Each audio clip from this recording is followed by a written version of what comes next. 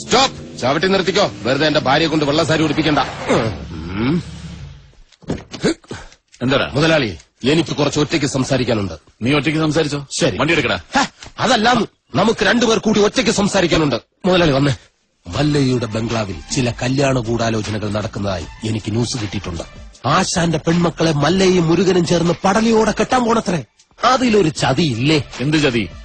അപ്പ മുതലാളിയുടെ ഡോക്ടർ പെണ്ണിനെ ആ മല്ലയ്യ കെട്ടില്ല. ഓഹോ, അപ്പൊ നീ മല്ലയ്യയുടെ ഭാഗത്താണോ? കഴിഞ്ഞ ദിവസം മല്ലയും ഡോക്ടർ പെണ്ണും തമ്മിൽ തോട്ടത്തിൽ വെച്ച ഹൃദയങ്ങൾ കൈമാറുന്നത് പല തൊഴിലാളികളും കണ്ടതാ. എന്നിട്ടിപ്പോ മറ്റവളെ കെട്ടാൻ പോകുന്നെന്ന്. ഇത് നമ്മുടെ ശ്രദ്ധ തിരിച്ചുവിടാനുള്ള ഒരു ചട്ടമ്പി നാടകമല്ലേ എന്നാണ് ഞാൻ ചോദിക്കുന്നത്. അവൻ എന്ത് നാടകം വേണമെങ്കിലും കളിക്കട്ടടാ, നമുക്ക് കാണാം. നാടകം കളിക്കാൻ അവനാര് എണ്ണൻ പിള്ളേ. ഇതിലെന്തോ ചതിയുണ്ട് മുതലാളി.